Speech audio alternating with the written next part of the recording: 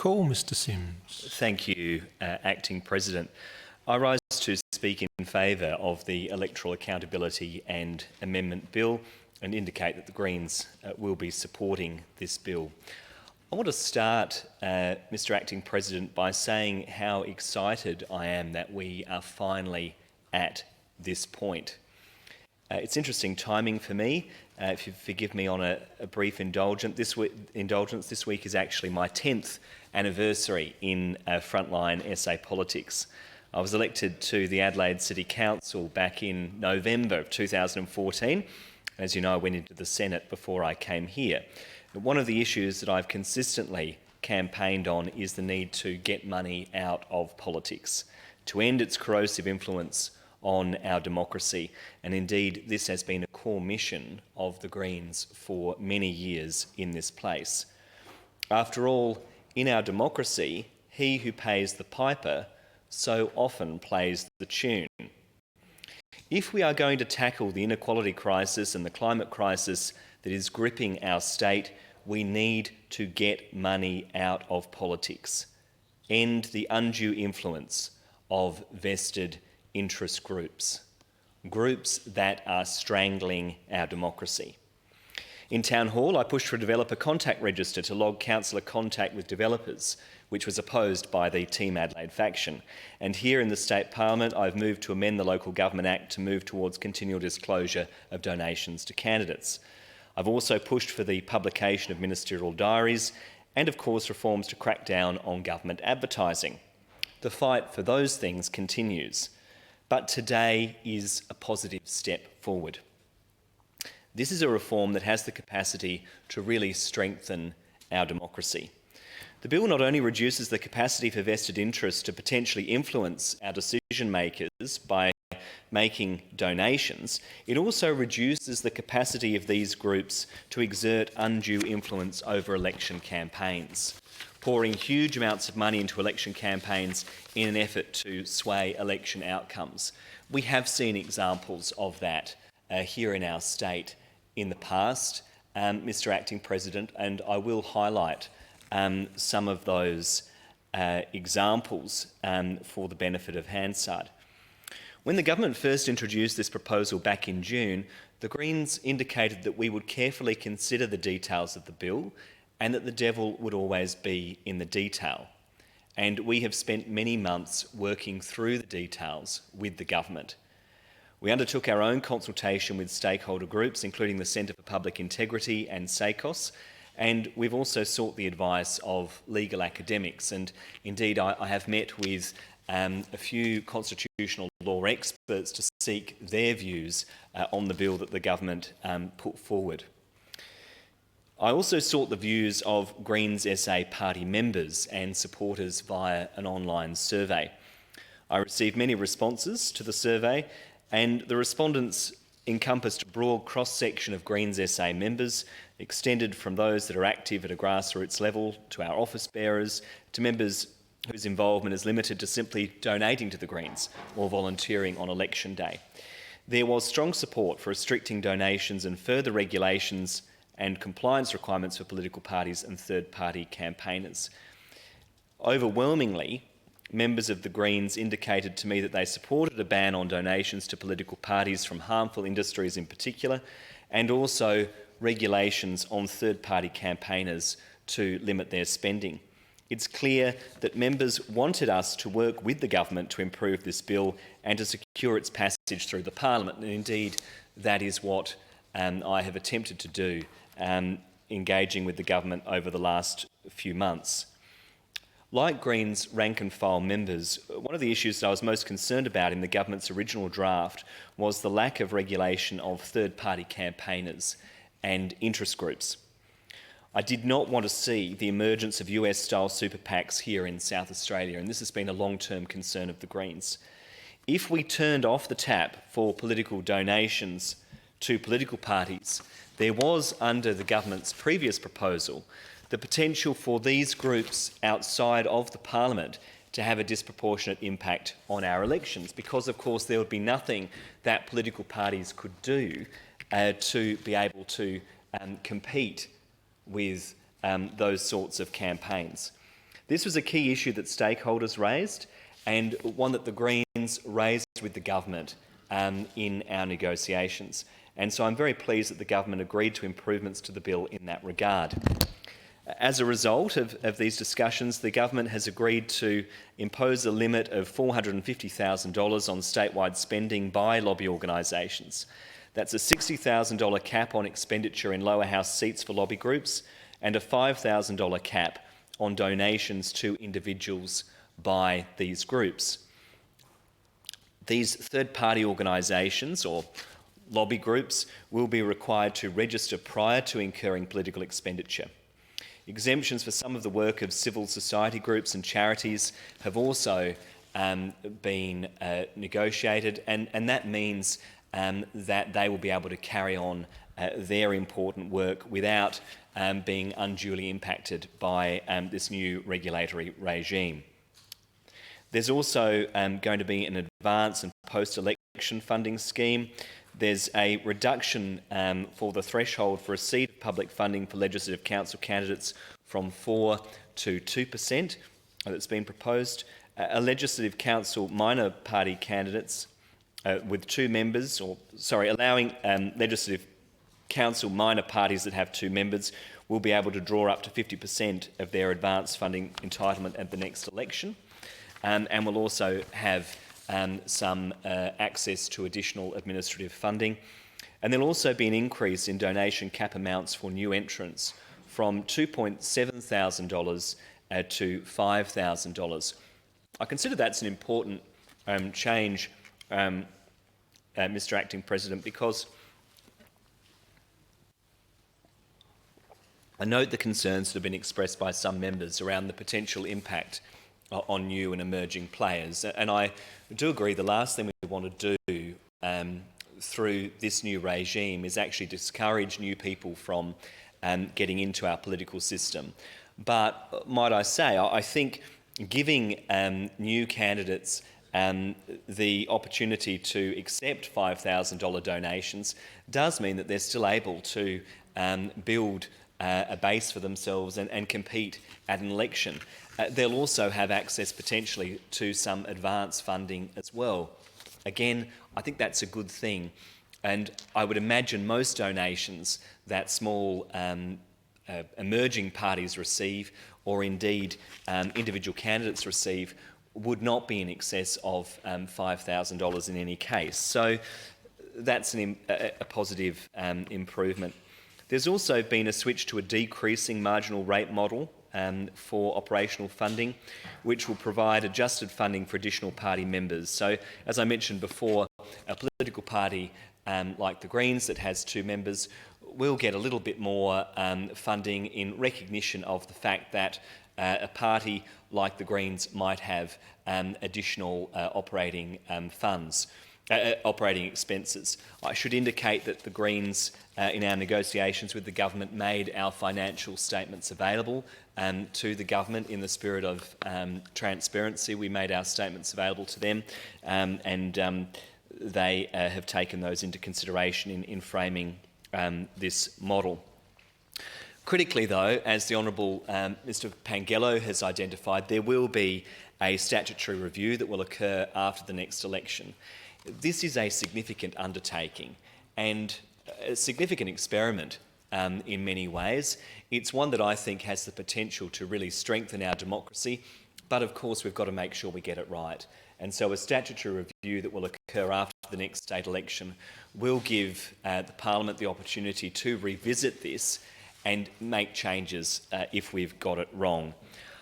There are lots of other elements of this bill. I don't wish to touch on all of those because I feel the government members will delve into that in more detail.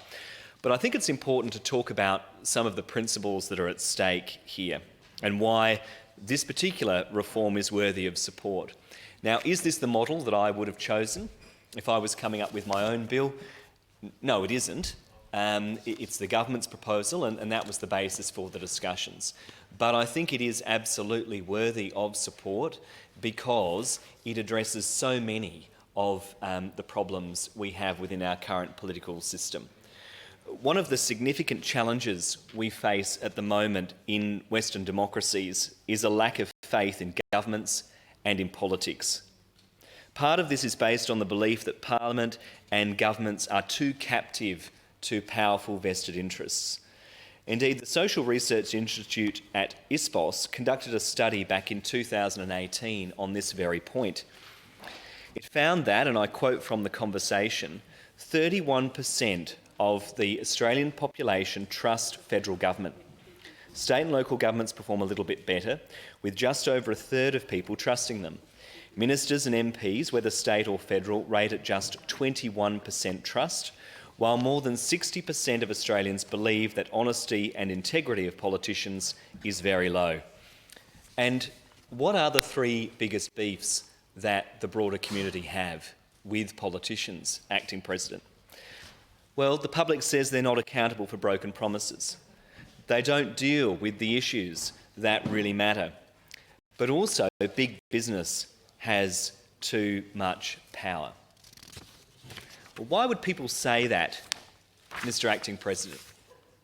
It's not hard to see why this is the case, because big business does have too much power in our democracy. Why don't we see the action on the climate crisis that we desperately need? Why can't we crack down on the predatory tactics of big food retailers and corporations? Is it because they bankroll the campaigns of our major political parties? Why do we have a planning system that serves the interests of developers rather than the interests of the community? These are the questions that people ask out in the community. That's why people want to see money being taken out of politics, because they want to be assured that the people in this place actually serve their interests rather than the interests of the big donors. There's a useful article that I want to highlight for you, Mr. Acting President, which comes from the website Market Forces, and they release this every year, looking at the contributions to the major political parties from the fossil fuel industry. This one came out on the 1st of February 2023. It asked the question, why do all three major political parties, and by that they mean Labor, Liberals and the Nationals, continue to back the fossil fuel industry at the risk of catastrophic climate change? A trawl of the latest political donations data released in February of last year offers some clues. Fossil fuel companies, Mr. Acting President, donated $2 million to the ALP and Liberal and National parties last year. Yet, given Australia's reputation for woefully inadequate political disclosure and dark money donations, 35% of all contributions came from unknown sources. And so it's possible that the true figure could actually be a lot higher. Well, that should concern all members of the community. Well, here in South Australia, the government is presenting us with an opportunity to actually do something about it and to help restore some of the trust in our politics. Looking at some of those political donations that are of particular concern to me, Adani, year 2021 to 2022, they donated $107,000, or just over $107,000, to the Liberal Party. Alinta, same year, donated $12,000 to the ALP. Ampol, same year, $56,500 to the ALP, $32,250 to the Liberal Party. The APA, $27,500 to the ALP, $30,000 to the Liberal Party. The APPEA, $56,700 to the ALP, $23,500 to the Liberal Party. Australian Pipelines and Gas Associations, $27,500 to the ALP, $30,000 to the Liberal Party. BHP, $16,704 to the Liberal Party. Cartwheel Resources, $50,000 to the ALP. Chevron, $45,470 to the ALP, $43,000 to the Liberal Party. It's a disgrace and it needs to end. And we're bringing it to a close here in South Australia, thanks to the Malinowskis government's work on these reforms. So it's an important reform, and it's time we take action on this, and that's one of the reasons why the Greens are supportive. We do need to break the nexus between big money and politics.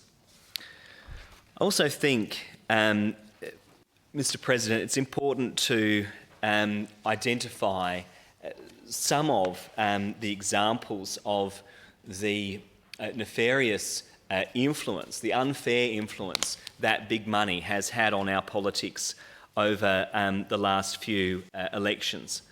I understand the concern that the Honourable Mr. Pangello flagged, but his party, the Xenophon Party, back in 2018, was a great casualty, might I say, of the undue influence of external groups in our democracy. The state's gambling lobby in that state election contributed $100,000 to party coffers to campaign against Mr. Xenophon and his team because they didn't want to see them get a foothold here in the South Australian Parliament. So there was a huge amount of money that was given to other political parties so that they could campaign against the Xenophon team. And I quote from an InDaily article at that time. The AHA boss, Ian Horn, told InDaily that over the 2017 calendar year, that lobby group had provided $43,534 to the ALP, $49,973 to the Liberal Party and $20,000 to the Australian Conservatives. They must have been desperate not to have Mr. Xenophon in Parliament if they gave money to that outfit, Mr. President. But this is an example of vested interest groups trying to influence our elections. It's not right that they should be able to give money to try and deny a party like Mr. Xenophon's political party positions in the Parliament.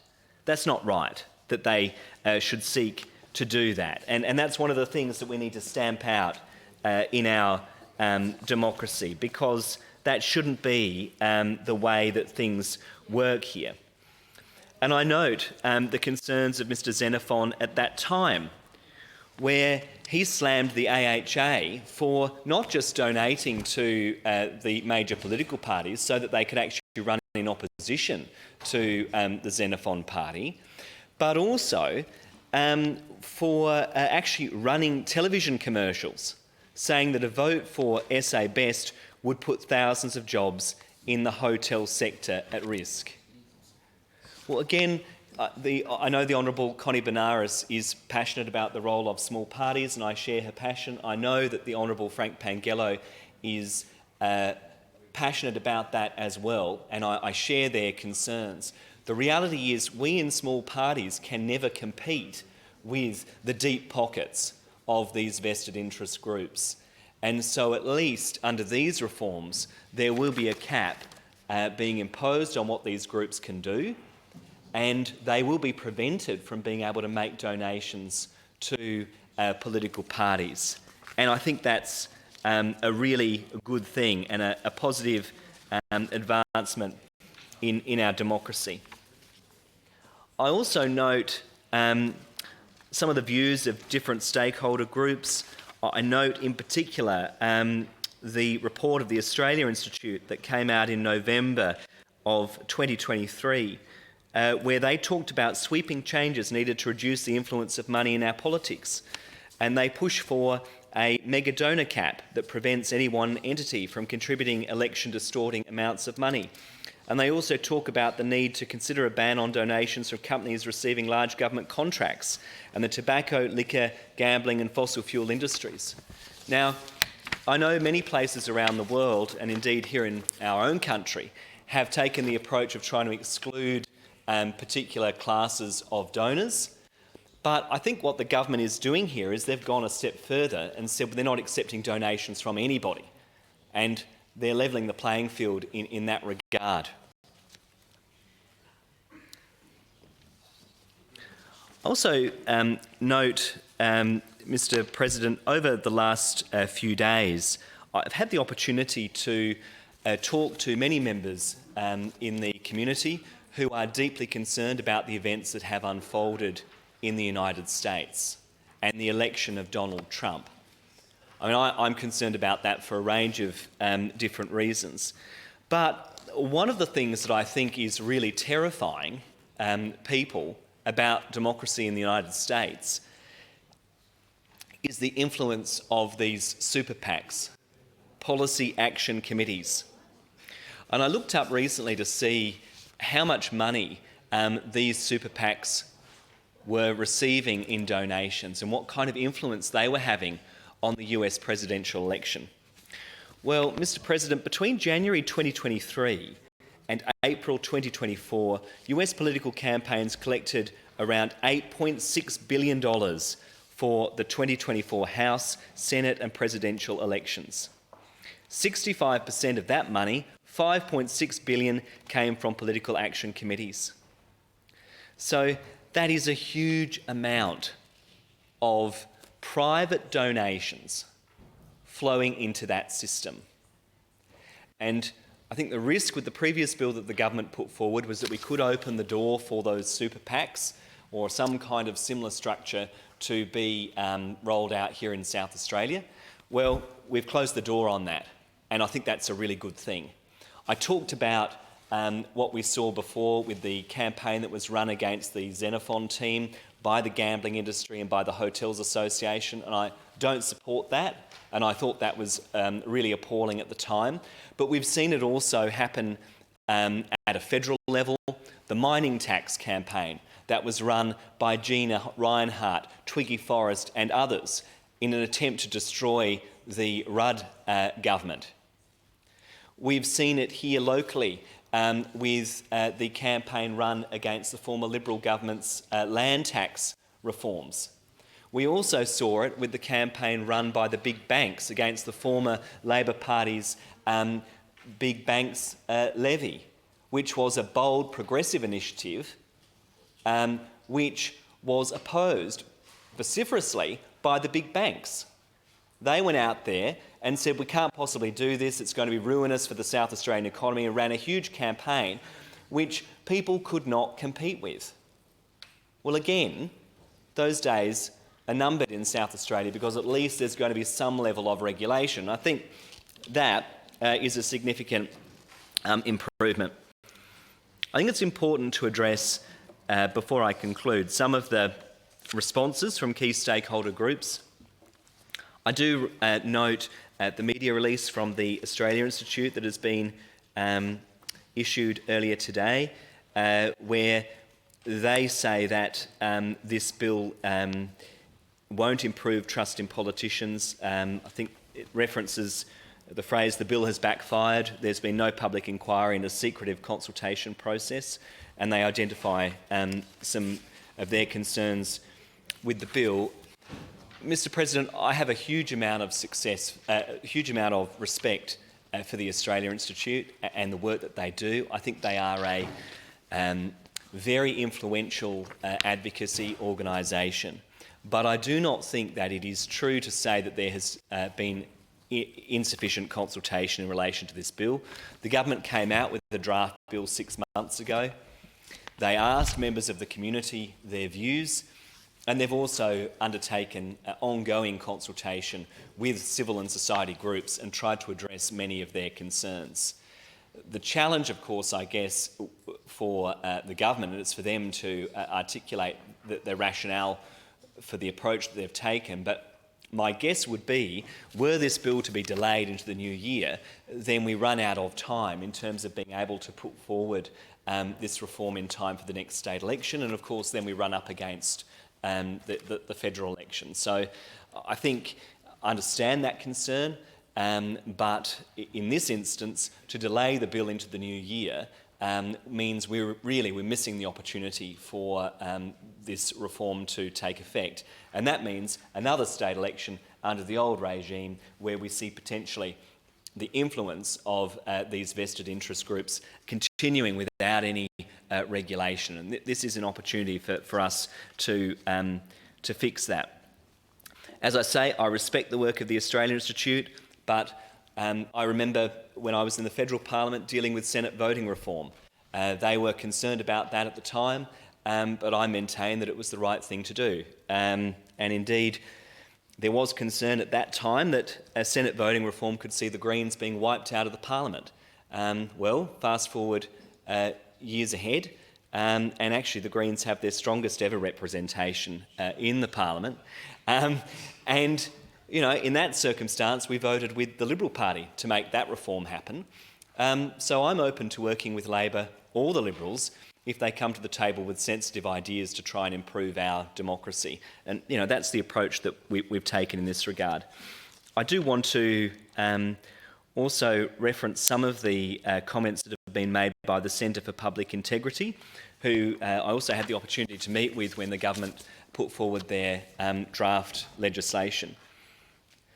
They note in their press release that very substantial improvements have been made to the original draft bill through what they call a vigorous and constructive consultation process.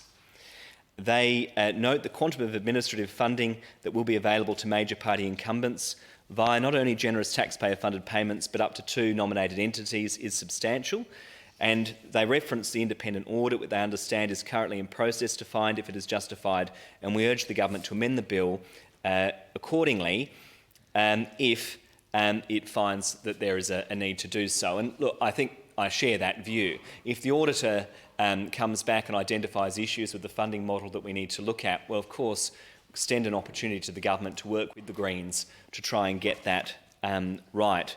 They note one of the most important improvements to the original bill is the addition of a robust statutory review clause, which will see an independent panel examine its impacts after the 2026 election and provide a report to Parliament. And I think that's a really welcome safeguard here in this bill. And they also reference some of the key improvements that have been made to the bill as a result of the public consultation. There are now third-party expenditure caps. There's a statutory review clause. There's policy development funding. There's the provision for volunteer labour and professional services being treated equally, regardless of recipients. There's administrative funding, only able to be used for administrative purposes, not political campaigning. There's donation caps for new entrants. There's a threshold of 2% retained for public funding of candidates in Legislative Council elections. And there's administrative funding scaled at a decreasing marginal rate. These are all, I think, really important safeguards in this legislation. Now, is the bill perfect? Of course not. Are there things that I would have liked to see in the bill? Of course.